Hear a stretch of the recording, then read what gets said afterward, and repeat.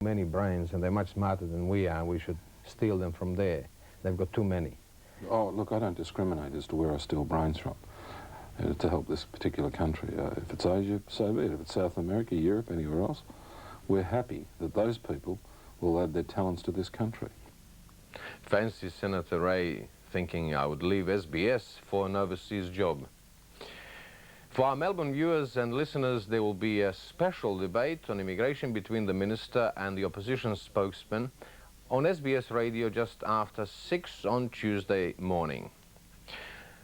While back in New South Wales, Education Minister Terry Metherell is again in the news, this time accused of attacking community languages. If governments are remembered by one of their portfolios, the New South Wales Liberal government will be remembered by education. Dr. Terry Metherell's commitment to the restructuring of education has provoked a heated response. In 1988, the public debate was on a grand scale. The issue then was cuts in teacher positions and bigger class sizes.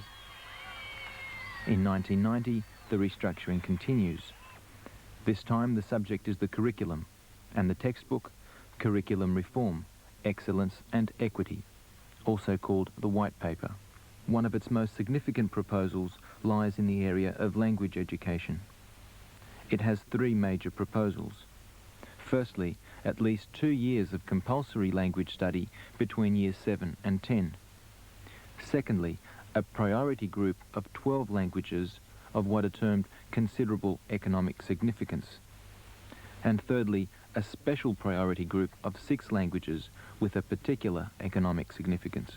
The proposals have polarised opinion between the advocates and opponents of universal compulsory language education, but they have also been criticised by educators opposed to the division of languages between those for economics or trade and the community languages. I really believe there is something fundamentally wrong with the idea of priority language. I think we're starting from the wrong end. We should really start rather from the needs. See, for general educational purposes, any language is good as any other.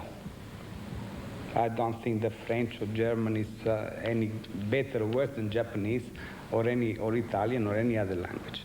So that's not really the problem. So it's not a question of deciding what priority we're going to superimpose on the system, but rather to maybe make a choice in general terms for second languages, see what the people in the schools might feel they would like to learn, see what the actual needs are in the communities, and fulfill those. For the government to prioritize the 2 lists of priority languages, one 12 and the other one 6, they must have a reason for that. According to the White Paper, the reason is mainly for economic significance, according to economic significance. Well, I'm wondering whether the name of community languages does no longer apply. Maybe a name such as trade languages would be more appropriate. With the proposal of the 12 most important languages, community probably would like to see some sort of feedback and explanation why. The community language program is a product of ethnic community lobbying in the late 70s. Its purpose is the study and maintenance of the languages that exist in multicultural Australia. There had been a steady growth both in primary and high schools between 1981 and 1988. So by last year's HSC, 27 courses were available. Since the Greiner government came to office, however, their growth has ceased. This has caused community groups and teachers to question the government's commitment. They've approached education in the same style as other portfolios, and that is as New South Wales Incorporated, bringing in massive changes of user pays, which I believe goes against the basic right of everybody to a free public education. I believe the kinds of people that they're bringing into education, that is the managers, not necessarily people who've been teaching, who do the actual day-to-day work of encouraging the development of our children, have no conception whatsoever about the needs of migrants and Aboriginal people. And the government's white paper is very, very positive for languages in general. The government has made a commitment that states that the current provision will be maintained. That's its base level commitment. And has also then gone on to say that there will be increases in certain areas. There will be a certain amount of pressure on some community languages, and some of them may not survive in the educational system. I think that has to be faced. But I'm just wondering what the other possibilities are. Obviously, we can't have every language in every school, or perhaps even in every state. So it's a question of choice. So there'll in fact be two classes of languages? I think that's inevitable. I think the political decision has been made. There's been one decision made at federal level, another one at state level, and I think that has in fact separated the languages into two groups: the ones that are in that have some political clout, and the others that will have to rely on community support. What we need to know is really the resources. The quality, not what people are able to push, because then those who are pushing will probably get more than those who need.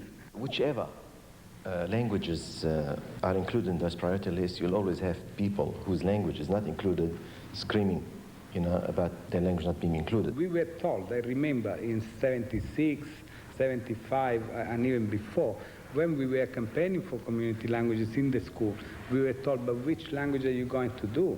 You see, we got 40 languages in this school. So that was simply an excuse not to do anything about it. And that's, again, 20 years later, 15 years later, as I see the situation. Ideally, we should have them all, but I think realistically, some choice had to be made. Whether the right choice has been made is another question. It's a very big push into the so-called economic languages of Asia, particularly Japanese, that the children will be learning. And that's not good language learning, just being forced to learn it whether you want to or not, and just learning a little bit in isolation from the community. Every language has the potential to be a business language. It just depends on who you're doing business with. And the world changes, and can change very quickly. Look at Eastern Europe now, or the European Community for 1992.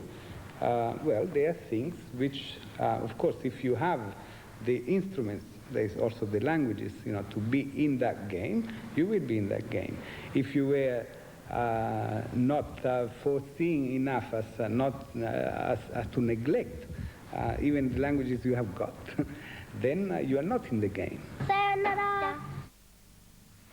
I wonder if the user pays principle will be applied to other subjects. We'll have to follow this one closely.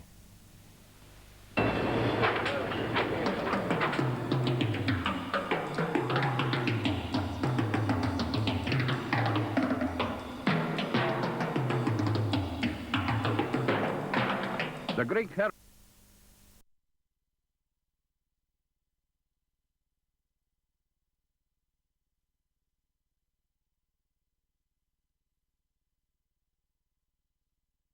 Down into 5th and 6th place. Irina Kusakina of the Soviet Union, 1984 World Junior Champion. Didn't compete too much during the World Cup Series in 1987, but still managed to finish in 13th place, although she only rode 2 of the 7 races. And this is a girl who could bring a surprise here. 21.08, she's 10th fastest, just under 60 miles an hour.